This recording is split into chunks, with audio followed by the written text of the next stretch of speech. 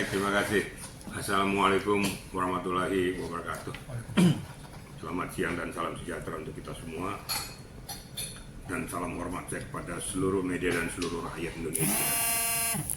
Kalau saya sudah berbicara kepada seluruh rakyat Indonesia, berarti mari kita berdiri tegak untuk meluruskan pokok permasalahan yang dibengkokkan, yang tidak jelas.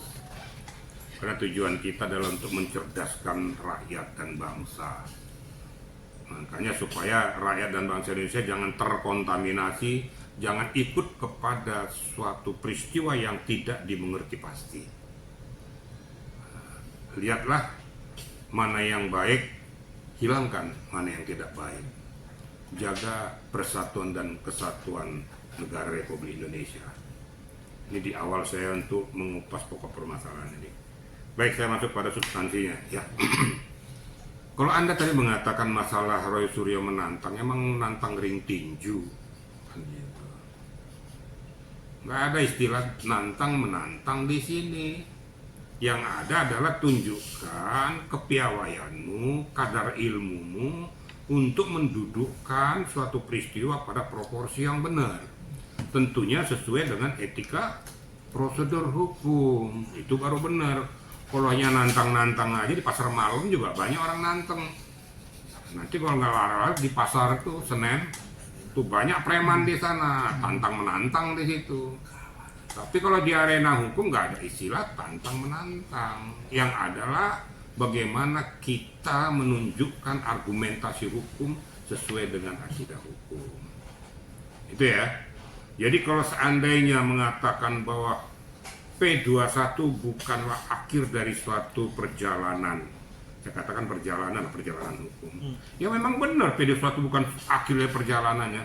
Karena kalau udah P21 akhir dari perjalanan udah selesai. Akhir perjalanannya di titik akhir pada saat hakim menentukan dia bersalah atau tidak. Itu baru betul tuh akhir perjalanannya. Itu pun belum tentu. Kalau seandainya vonis dijatuhkan, ada yang banding, kan belum selesai. Ada yang nanti kasasi, belum selesai juga. Jadi tidak ada akhir daripada suatu peristiwa itu. Kalau akhir dunia, akhir akhirat ada. Kalau kita sudah game over. Itu loh kira-kira media enak-enak aja. Kalau saya tunggu, pasti gitu. Gitu loh ya. Oke, tapi dari kemarin kan Rasman juga sempat memberi statement bahwasanya dia mendapat dari A1 tentang data-data P21 dari Roy Suryo ini. Mengklaimnya gimana tanggapan dari Ya itu kan haknya Rasman Nasution untuk mengutarakan pendapatnya. Kalau saya sebagai seorang praktisi, pengacara, dan saya mantan penyidik, saya berbicara berdasarkan data, fakta, dan realita. Kalau saya berbicara tuh nggak mau berdasar informasi, sumber yang layak dipercaya, katanya, saya nggak akan mau dengar itu. Tapi yang saya mau adalah fakta, data, realita. Pada saat JPU menyatakan ke penyidik itu sudah P21 berdasarkan data tertulis, itu baru sah secara hukum. Sebelum ya dari penyidik Polda menyatakan itu P21 atau JPU menginformasikan bahwa itu sudah P21, agar segala berkas, tersangka, dan barang bukti diserahkan untuk penyerahan tahap 2. Itu baru sah secara hukum. Nah, jadi tapi kan pendapat orang kan macam-macam. Saya juga tidak mau menyalahkan, mungkin bisa dapat informasi dia dari mana-mana, saya juga nggak tahu. Tapi bagi Ricky Sitohang hanya berbicara tentang data, fakta, realita. Itu loh ya. Oke, tapi Rasman juga sempat desak untuk kasus ijazah Jokowi ini dihentikan. Dihentikannya jalannya mana? Emang pakai jalan setapak? Kadang-kadang ya itulah orang yang paham dan mengerti hukum tapi tidak tahu bagaimana menyalurkan akidah hukum yang benar. Jalan untuk menghentikan itu pasti ada dasar hukumnya, ada perjalanannya. RG juga gitu, ada dasar hukumnya. Ada mekanisme yang harus dilalui, baru ada RG, baru ada penghentian penyidikan. Contoh, ya, Rismon, Egy Sujana, dan DHL. Itu kan di SP3 kan. Tapi sebelum di SP3 kan mereka kan melakukan retroaktif justice. Mekanismenya bagaimana?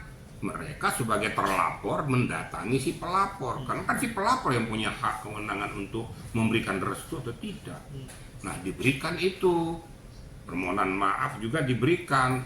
Nah, Pak Jokowi itu merasa bahwa sudahlah ini warga masyarakatku dulu, saya pemimpin negara. Nah, itu pun ada salurannya, tidak serta-merta. Ini dibawalah ke penyidik, di hadapan penyidik dianalisis data tertulis permohonan retroaktif justice dan memberikan restu retroaktif justice dari pelapornya. Setelah dibaca, dianalisis, ternyata kedua belah pihak telah bersepakat untuk berdamai. Nah, makanya kan ada di undang-undang mengatakan sah-sah saja retroaktif justice diberikan. Maka dikeluarkanlah itu SP3, itu penghentian penyidikan. Nah, kalau seandainya ini suatu peristiwa yang sudah bermuara di penyidikan dan sudah menetapkan seseorang sebagai tersangka, kemudian dihentikan dengan seenak-enaknya tanpa etika prosedur hukum, ya sudah, kau aja jadi panglimanya, hentikan saja. Gitu loh. Jadi harus kita berpikir jernih lah. Orang yang mengerti dan paham dan mentaati hukum, orang yang harus meluruskan hukum. Jangan justru menyimpangkan hukum, orang akan membaca kadar intelektualmu sejauh mana. Kau paham hukum tapi kau tidak mau meluruskan hukum itu dengan baik. Siapa itu ya, terserah siapa saja itu orangnya.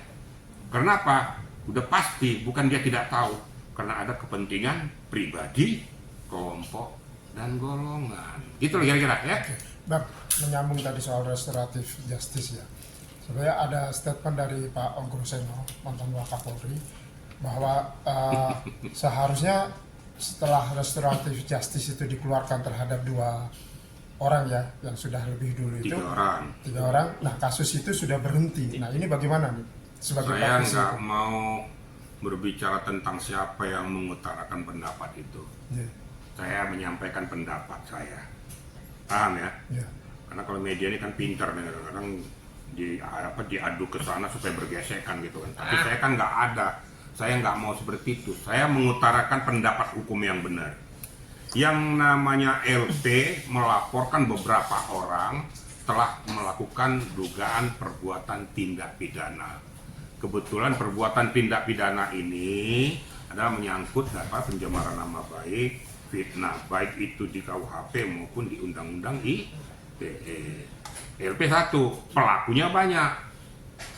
Pelakunya ini mempunyai fungsi peran masing-masing, tidak seluruhnya sama, makanya diposisikan dia. Yang kedua, berita acara pemeriksaan itu juga nggak secara seluruhnya, pasti satu-satu akan di BAP. Jelas ini ya. Nah, seketika ada 2 atau 3 orang minta RJ, bukan berarti LP yang sudah dilaporkan secara tidak langsung teramputasi. Nggak usah secara ilmu hukum deh. Saya kasih tahu sama media secara ilmu logika. Anda melaporkan 5 orang. Ini biar masyarakat jernih paham. Telah menghina, mencemarkan nama baiknya. Kan gitu. Terus kemudian 2 orang datang ke Anda, Pak, saya mohon maaf ya, saya khilaf. Saya telah melakukan perbuatan yang menyinggung Bapak. Mohon kami dimaafkan, Pak, supaya kasus kami dihentikan, Pak. Saya setuju. Oke, nanti laporkan ke Polda supaya diselesaikan secara kekeluargaan. Nah, 3 orang lagi, gak ada itu, gak beres, mainkan saja. Kami tidak mau restoratif, mau kan gitu kan. Terus gara-gara ini sudah minta restoratif justice, kemudian ini walaupun ini sudah ngomongnya nggak karu-karuan, tetap juga harus dihentikan. Ini pakai ilmu dari Antartika, bukan ilmu positif Indonesia. Saya nggak usah pakai ilmu hukum deh ya, ilmu logika aja. Anda relakan nggak orang yang masih maki-maki Anda kasih maaf? Jawab yang kencang, maaf nggak? Tidak. Nah, sudah itu aja jawabnya. Jadi kalau orang waras itu berpikir seperti itu aja. Dari mana jalannya satu LP harus diamputasi semua? Ini belajar ilmu hukum dari mana? Saya dengarnya aja geli saya gitu loh. Jadi artinya itu permintaan yang mengada-ada gitu. Bukan permintaan yang mengada-ada. Dia tahu, tapi mengaburkan hukum hanya karena kepentingan. Itu ya jawabnya. Siap. Oke, terus kemudian terakhir dari saya, Presiden, ini akhirnya akan bermuara ke meja hijau setelah 2 tahun lebih ya. Dinamikanya itu Setahun lebih yang tambah-tambah. 1,5 tahun. Belum. Ya, akhirnya Saya kan hitung semua tuh. akhirnya akan digelar di meja hijau. Nah, mengapa dinamikanya sedemikian rumitnya dan panjang gitu? Itu pertanyaan Anda. Iya. Saya juga pengen bertanya kepada Anda media ini. Kok kayak gitu ya? Jadi kesimpulannya, jangankan Anda, saya penyidik aja bingung. Padahal ini kasus kan tidak terlalu sulit. Betul. Yang namanya pencemaran nama baik seseorang yang melaporkan, karena ini kan delik aduan. Tentu kan perlu pembuktian di mana dilakukan. Voice langsung, head to head, ada buktinya secara voice, ada buktinya pada head to head atau bentuk tertulis. Diterima oleh penyidik. Ternyata setelah dianalisis bahwa terjadi suatu dugaan peristiwa pidana. Kan itu. Kemudian siapa pelakunya? Pelakunya ini. Kemudian kenapa sampai terjadi? Karena mereka mencamarkan nama baik. Saya menganggap bahwa saya punya milik ini palsu, padahal saya punya asli. Selesaikan, diproses lah, menentukan siapa tersangkanya. Dapat tersangkanya, dikumpulkan dalam BAP dan bukti-bukti tambahan lain yang diambil dari voice yang lain-lain. Pemenuhan alat bukti namanya. Mungkin juga memeriksa saksi ahli dan lain sebagainya. Setelah terpenuhi ini diajukan ke JPU. Ada P19 kan diajukan lagi, sudah terima JPU. Bermuara ke pengadilan. Sebenarnya kalau kita lihat mekanisme ini kan nggak terlalu susah. Ada apa kok terlalu lambat? Itu dia. Saya sudah tahu kemana media bertanya. Makanya saya selalu menekankan, wahai aparat penegak hukum, tunjukkan kriteriamu, tunjukkan tupoksimu, supaya masyarakat jangan berpersepsi macam-macam. Jangan jadi ini gonjang-ganjing ini mempunyai persepsi masyarakat awam kan nggak ngerti hukum semua. Ini benar nggak peristiwa ini? Seharusnya nggak sekian lama. Tetapi, Ada tetapi. nah itu udah jelas pasti ada kepentingan-kepentingan tertentu orang untuk mengamputasi peristiwa ini. Kalau betul-betul kita sama-sama cermat dengan perintah daripada Pak Prabowo sebagai presiden, aparat penegak hukum jangan main-main, tuntaskan peristiwa itu. Katakan itu benar-benar, katakan itu salah-salah. Lakukan dong ini, jangan lama-lama lagi.